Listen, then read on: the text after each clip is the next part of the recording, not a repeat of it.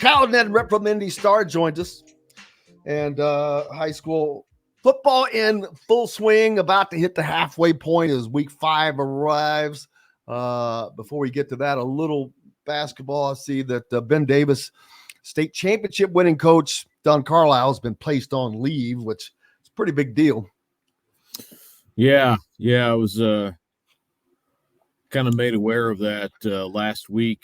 I think it was a day or two after it happened, and just got to go through diligence and yeah, he's been placed on leave, and we'll see what happens from there. Just exchanged a text with him last night. He doesn't have any comment at this point. Says he's in a he's what was the word he used?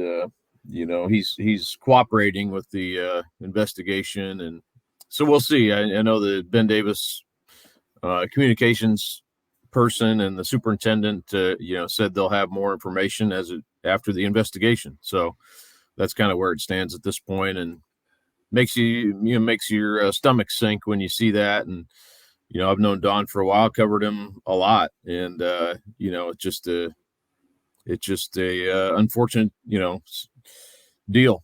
So we'll see what comes of it and go from there. Absolutely, and let everything come out as always. As far as the football season is going, how are things going in 6A? Or anything topsy-turvy, or are things still floating around the same way? Very, very topsy-turvy, I would say. I mean, you've got several teams that could probably, you have Brownsburg rise to number 1 this week, which I don't know if people expected that or what, but Ben Davis lost to IMG Academy. They weren't ranked number 1. And I don't think, they didn't play poorly. I mean, IMG's ranked 4th in the country. It was 34-14, but it wasn't like they were blown out of the stadium. And I'm going to see Ben Davis play Friday actually against Warren. So I haven't seen him in person yet, but I think there's a number of teams that could, Center Grove, I've been still ranking number 1 because they haven't, to me, they haven't done anything to lose that spot. But a lot of people just vote based on if you lost, and yes, which drives me insane. It drives me nuts because they don't see most of the teams play. The only vote that should count is yours, and I'm not kidding. I mean, nobody sees more teams, especially in 6A. Kyle Neddenriep should be in charge of 6A because nobody sees more of it than you do. You're completely unbiased, and I'm not kidding. It's that voting deal is ridiculous because Ben Davis, if those guys thought that they were number 1, how the hell are they not number 1? Because they lost to the number 4 team in the country, which in essence, they were supposed to lose to them. They weren't supposed to win. So Why are they less than what they already were? And honestly, if any, I actually bumped Ben Davis up a spot. I had him 3 behind Center Grove and HSE. I actually moved Ben Davis ahead of HSE, not because HSE got a great win last week against Fishers in overtime, and I came away very impressed with Fishers too, and I think they play Brownsburg this week, and their running back Kobe Martin is an absolute load. That Fishers Brownsburg game will be an excellent game, but the point is, I think it's just, if anything, I think Ben Davis looks stronger now because they played IMG and they beat Moeller, which pretty handily, and Moeller took Center Grove to overtime last week. So, if anything, I think their case got stronger for number 1. But I don't have, if people want to rank Brownsburg 1, I don't have a problem with that, to be honest with you. I think there's any number of probably 5 or 6 teams, even Westfield, which is undefeated, they play HSC Friday. I think they're in that mix too of like 6 teams probably that could have an argument for it. But I don't know. But the frustrating thing to me, it's like, the games the game I would really want to see is Ben Davis Center Grove, and that they don't play each other this year because Ben Davis added IMG for a year, and that game will go back on the schedule next year. But that's the game I would love to see. Playoffs. Yeah. Playoffs.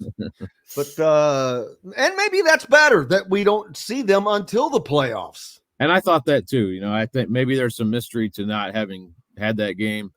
to this point, and who knows if we'll get it. I mean, Brownsburg will have something to say about that, and some of these other teams. That game wouldn't be until what would it be, the semi-state now. So each team would have some hurdles to get to that point. But yeah, I mean, there is some. If we do get to that point, then it'll be like, yeah, this is kind of cool. We haven't seen this matchup yet, so.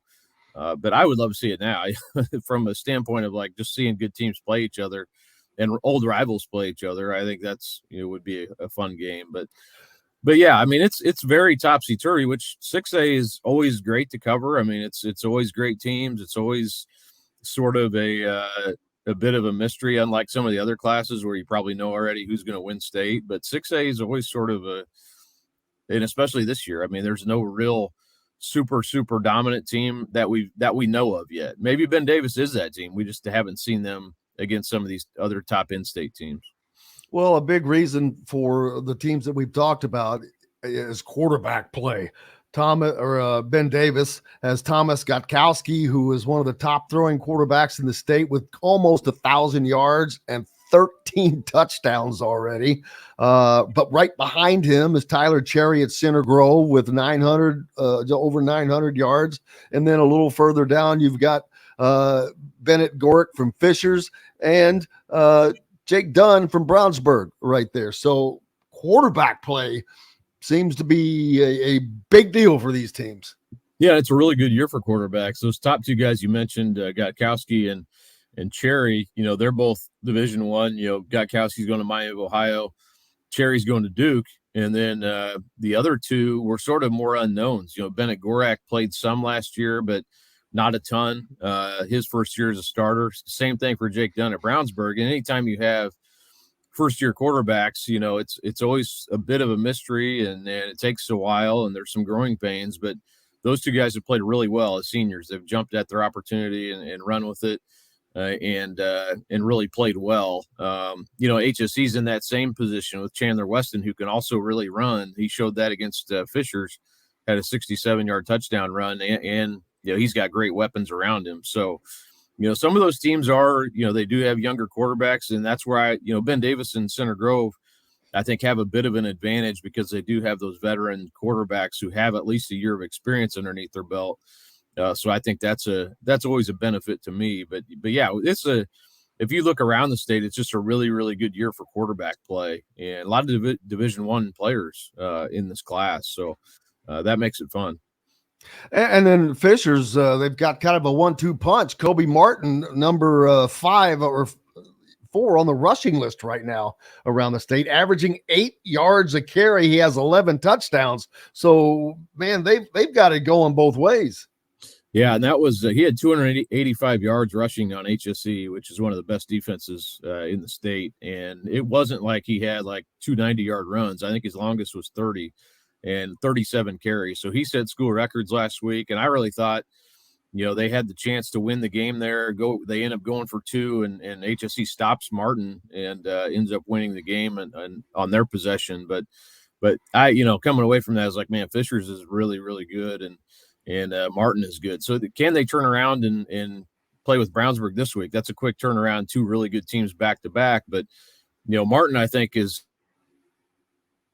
and if they can make a run and have a good season, I think Martin's got to be considered for Mr. Football. And he's a guy, IU's been watching him, and I'm curious if he ends up, how that recruitment ends up turning out, but yeah, he's a real deal. I mean, he's running around and over people. I mean, he's just he was a steamroller on Friday night. And Fishers, I mentioned again, they're the only team that has a player in the top 10 of all these stats: a quarterback, rushing, and receiving. With John Anthony Hall. John Anthony Hall, he's another Division I guy, he's a junior, so we'll see how it pans out. But really good athlete, basketball starter, really good in track and field at the long jump. So, yeah, they've got athletes. I mean, that's the one thing I think HSC has had the advantage on Fishers is just having the athletes at the skill positions. And now Fishers is kind of caught up there, and both teams are both really good on the lines and also have skill position guys and quarterbacks who are good players. So, yeah, they've got some dudes. I mean, that game Friday was, there was it's always a packed house. That game had 8,000 people there, so it had the red and the blue on both sides. But the game on the field matched the atmosphere, in a large part because the people we're talking about, which makes it absolutely fun. 5A, at least locally here, I know Bloomington and South and North played to an overtime finish in which South had been ranked and North beats them by a point. Now North moves up to number 3 in 5A poll. Not football, not usually their thing, man. I remember when I was in high school and they were in the Hoosier Hills Conference, they were a punching bag in football, but that's a huge win. Yeah, in 5A this year, you look around and it's I don't know who it'll make it fun because I don't know who the favorites are really. I mean, Whiteland, who came out of the South last year, is 2-2, and I think they'll still have a say, but Franklin beat them last week. Franklin, I think, is potentially a team to watch in 5A. Plainfield, the Quakers are 4-0, and they were a good team last year, but they don't have a lot of tradition of going far in the tournament. They finally won a sectional last year. The Buggies don't get time. What's that? The Buggies don't get there in time. Yeah. So they're a team that I think, you have to, that's been a school where you're like, man, I wonder at some point if they can kind of get it going, and because they have the facilities, they're a growing school. At that 5A level, it's sort of cleared out once Cathedral moves up to 6A. It's sort of cleared out a little bit. So that'll make it a fun. It was fun last year because Valpo and Whiteland playing in state. That was the best game of any of the 6 at the state finals. And I think we're in for sort of a similar, it could be one of those Bloomington schools. I mean, that would be cool for the city of Bloomington. And they've got 2 really good football teams there this year. The Evansville area also usually with some good football. Who's coming out of that area in the Southwest? Yeah, I mean, Memorial and Wrights are always they played to a close game last week, and Mater Dei, I know, is always, their record is never good, but that's because they play a lot of really, at least during the regular season, because they play all these bigger schools that are in Evansville. So, that'll be, I think they'll still be a team to watch in that 2A level. And around here, I think 2A, you've got really 2 really good teams too, in Cecina and Triton Central, who I think will have something to say about it as well. So, yeah, that's another class. And Evansville's always well represented in football. So I expect we'll see at least 1 or 2 teams out of there. Memorial's kind of been the team here in recent years that's been able to make it up here and win some and or at least make it here. So, I think they'll still be a team to watch. Then up in the region, anybody coming out of that area that people should keep their eyes on? Yeah, Andrean's kind of down this year a little bit. I know they've kind of been the team the last couple of years that's been the one to watch up there. That area hasn't really at the highest levels. It hasn't been as strong. Crown Point, I know this year I think is still undefeated, and they were a really good team last year. So they've kind of been building. But again, can they hang with those top 6A teams in our area? I'm not for sure about that. I guess you just don't know until you see them play head to head. Mishawaka, I know at the 5A level is having a good season up there. I don't know if you really count that as region, but up north, Valparaiso, obviously in 5A, they're still going to be a really good team, probably the favorite to come from the north side of that 5A bracket, I would say at this point. And elsewhere, I would say, probably still Andrean. I think you have to look out for them with their history of what they've done over the last several years, and they're at the 2A level. That's probably about it. Obviously, just the way the bracket's drawn up, you're going to have some teams come from there, but yeah, I mean, and even Andrean, I think, I'm not even sure they don't have Drake Bowen anymore, so. But they play so many teams that are higher classification than them. It's always hard to get a read on exactly how good they are year to year. But they'll still be, I think, a major factor in the tournament. Fred commenting, Kyle must have a big staff to keep him so well informed. Holy geez. Kyle, tell him about how big of a staff you have. Oh, you're looking at no. We have. Well, I know it's mainly you. It's traveling around. I know you get some help, but I'm telling you, this is the hardest working man in writing for certain, no doubt, and maybe in all the media. But no, well, we do a great job. The Star of covering like Friday nights. We have huge roundup that runs, and Rick Burris. He's kind of the man at the studio, kind of doing things. And Matt Glenesk, he's my boss. He runs the operation for the high school, and he assigns stringers to different games. And we've added staff. Honestly, Brian Hinchin covers our girls stuff, and we get help from elsewhere too. But yeah, for football, I mean, I'm pretty much trying to keep track of it a lot of the times, and then I'm reading obviously what our other stringers write on Friday nights, and trying to absorb as much as I can. But yeah, it constantly keeps you busy, so that's a good thing.